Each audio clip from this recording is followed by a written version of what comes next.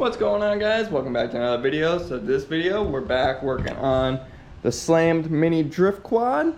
So if you haven't seen the first video I did on this thing last week, I should actually go back and watch it just to see where we started out from and what we did to get to this point today, and just adding the suspension, adding the new tires on the front, just a couple little things, and actually adding a whole axle on the back.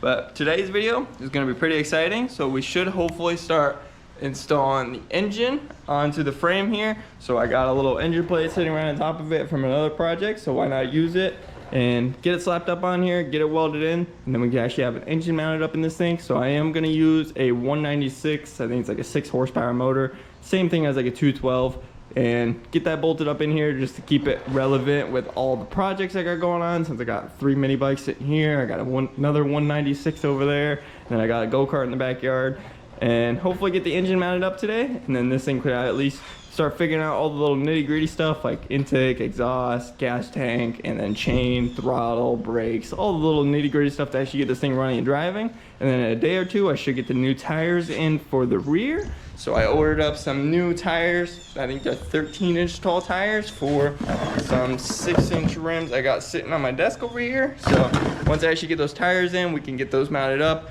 and install those new rims and tires on the rear, and then actually have some matching tires front to back. And then I got some drift sleeves sitting over here for it already. So once we get those on, it should level it out completely, because I already accounted for having the smaller tires on with the drift sleeves, so it should level out the frame nicely. But other than that, since we're waiting on those, we can start mounting up the engine. So I think I'm gonna start mocking up a few things, get some wood dropped up under there, get the engine set in there, and then we can start lining up the clutch and the rear sprocket, see how everything's gonna sit in here, and then we can start figuring out how we're actually gonna mount the engine plate inside of the frame. So I ended up just getting the engine all mocked up in place, getting the clutch all lined up to the rear sprocket, threw some wood underneath it just to help level out everything completely. And this is how she's looking right now. So it's kind of hard to tell, but the engine is pushed off to this left side a good like inch or two, but luckily the block is still in between the two frame rails here, so I'm very happy about that. I do plan on maybe doing a torque converter on this thing in the future, so it should add like another 2 or 3 inches on this side, which will help equal it out completely in the frame there. But I'm pretty happy with how this is looking so far. The stock gas tank fits. I just gotta figure out maybe an aftermarket intake. I might end up doing a snorkel kit like my other 2 bikes over there, and have a nice little snorkel coming up here or something. And then I can do a nice exhaust on it too, because as you can tell, the stock exhaust is not gonna fit anywhere underneath the frame there. But now that I got the engine plate kind of mocked up in there, it's gonna be kind of hard to see, but I got a flat plate right here, so I'm thinking about chopping this thing out and adding a bar in place of it, and then adding another bar on the front side here, going across these 2 bars, and it'll help connect everything up. The engine plate will have a nice solid spot to sit on, weld that up, and then we can bolt the engine right onto it. So that should be looking pretty good, but I'm not sure if I talked about it too much in the last video I did on this thing, but I don't plan on doing any plastics on this thing. I plan on just keeping it a pretty bare frame with just suspension, engine, and a couple nitty gritty stuff that you really need. But other than that, I think this thing looks pretty sweet as it is, and especially once it actually gets painted up, the whole frame matching colors, and it looks pretty good. This thing is gonna look pretty nice. So just trust the vision on this, because I know she's rough right now, but soon enough she'll be looking pretty. So I think I'm gonna start working on getting all that chopped out, then start getting some bars mocked up in there, seeing how everything's gonna sit, and then we can start welding everything up, get the engine all mounted up in there. What's up, guys? So it's been a few days since I last actually filmed anything or worked on the mini drift quad, other than a few little things. But last I remember filming on it, I was mocking up the engine, seeing how it was all fitting up in there with the engine kind of pushed off to one side, and ended up chopping out that little square bracket on the bottom and notched up 2 tubes real quick and got them wedged up into the frame. And then after sitting on it a little bit more, I really didn't like the engine being pushed off to one side. I really wanted to center it up as much as possible. So I ended up remembering I have a jack shaft on that yellow mini bike over there. So I ended up pulling it off and bolted it up onto the ATV here. So this is what she looks like with the engine centered up as much as possible, and I like it a ton better. And you can see the tubes I got notched up, they're just sitting right in there. I haven't welded anything yet. And then I got the jack shaft right here, so I ended up just bolting it up to the stock 110 engine mount right there, and then might be able to see on the bottom I ended up notching the hole so it kind of slips around that frame there. I might end up finishing the complete notch all the way down just so I can bring this jack shaft up another 1/2 inch to 1 inch to kind of level out with this pivot bolt here. So I'm hoping with it being level with the pivot bolt, we shouldn't have any chain problems with the suspension moving up and down, but we probably will, so I'll deal with that in the future. Maybe hook up a little spring chain tensioner. But with the engine centered up and the jack shaft, we can just line a chain straight from this engine to the jack shaft there, and then another sprocket going to the back rear axle, and everything should work out perfectly. And you might notice I have the new rims and tires all bolted up, so I ended up knocking those out off camera just because I know no one really wants to watch me mount up some tires and stuff, but they weren't too bad. They were just a little pain to kind of beat up real quick, but got those all bolted up, threw on the sleeves, and they're all filled up, so everything's looking good. And this thing actually leveled out perfectly. My math was right on the wheel height for the rear and leveled out the frame nicely. And I ended up, you might not remember from last video, but I did make some spacers for the springs, so I got that all bolted up there nicely, so everything's solid.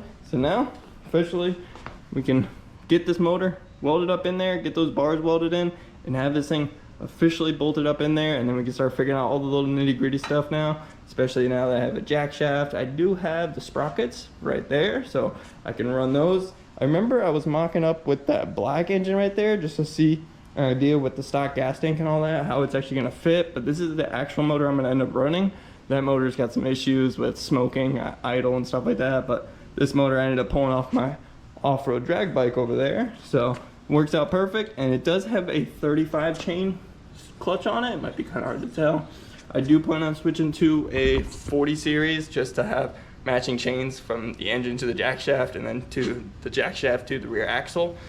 Right now they're going to be a little bit different, but it'll get me by in the meantime. For some reason this clutch is like welded onto the shaft, so I got to pick up a little puller and we can pull that off. But for right now, I think I'm gonna start welding in these bars. I might end up moving it up another inch or so because it might be hard to tell, but the engine has like another ½ inch to an inch to go back, and it's just hitting the valve cover on that bar right there. So I might end up moving everything up another ½ inch to an inch, and it should clear perfectly, have me all the adjustment on the engine, and I still have the adjustment on the rear axle, so shouldn't have any problems with chain tension. So I'm gonna get to work knocking that out because that's gonna take me a little bit, and I'll catch up with you guys here in a little bit. So last night I ended up just working away on this thing and getting a bunch of work done, and didn't really even pick up the camera at all. So last night I ended up pretty much pushing everything up about a whole inch. So I got both the bars pushed up and then welded those in, got the engine plate welded in, and then I even have the motor kind of bolted up, not really tight yet, but she's in there for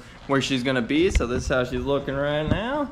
So she's looking good. I know my welds aren't the best, so the grinder makes me the welder I ain't, trust me. I know I'm gonna clean up a lot of these welds and re-weld a lot of this whenever I actually tear this all back down and get it painted up, whenever we make this thing pretty for once.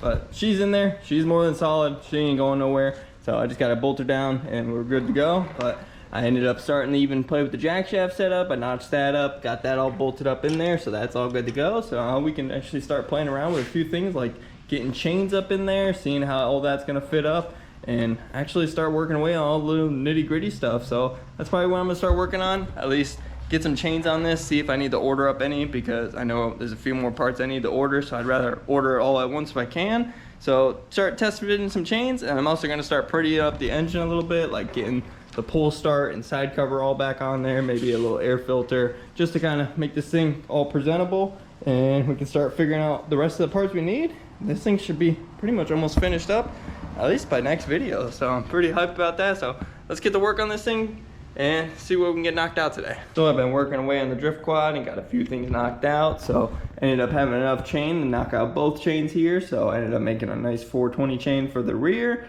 and then a little 35 chain for the front. I will end up swapping this later on. I'm just gotta get this clutch pulled off of there because that thing's like stuck on there, and then order up a new little sprocket for the jack shaft here, but we'll knock out that later on. This should at least get us by for the first couple test runs. And then I also added on a little side cover and pull cord, just a few little things like the intake, little fuel line with a fuel filter, get that all set up. I was planning on running a stock style gas tank like the 6.5 horsepowers come with, but I thought that would look a little weird, so I ended up ordering ATV style gas tank, and it should be nice, have a nice little hose coming to this fuel filter here, leave this space nice and open. But other than that, we're pretty much onto the grind of all the little nitty gritty stuff. And I pretty much ordered up everything we should need to actually finish this thing up and actually drive it around finally. So ordered up front brake cables for the front, because this thing does have front brakes. Might be kind of hard to tell, but it does have front brakes. So I do want to hook those up so we can do some nasty burnouts on this thing. And then I ordered up a nice hydraulic rear brake to go to this rear caliper here. So we'll get that all replaced, have a nice little hand brake on the left side for the rear. Ordered up a thumb throttle and the gas tank, like I just said. Ordered up a new exhaust for this thing, so we'll have a nice little exhaust coming out to a muffler. I just need to get a seat whipped up for this thing, and then I also got some new grips. Forgot about those are just something small. But other than that, that's the last few little parts I really need for this thing. So it's on its last final stretch, and I can't wait. I'm too hyped for this thing. Sadly, the parts won't be here in time for this video, so it's probably gonna be the end of the day's video. Hope you guys enjoyed getting the motor finally bolted up into the mini drift quad here, and actually getting new rims and tires with the drift sleeves on there. So this thing is looking sweet. I can't wait to rip this thing around. There's just a few more things, like I need to pick up some hardware for the handlebars. Just a few little nitty gritty stuff. I need to figure out what kind of seat I want to run, because I do not want to run that stock ATV seat there. I kind of want to just maybe cut all these brackets off and just have like a nice flat seat sitting on there, just that's like an inch or two tall. Something just kind of sleek and simple, nothing too crazy, stands out in your face. But we'll figure that out. Maybe I'll end up building a custom one for this thing, but who knows. So that's gonna be the end of today's video. Hope you guys enjoyed. If you did, hope you like, comment, subscribe. Stay tuned for more content, and peace out.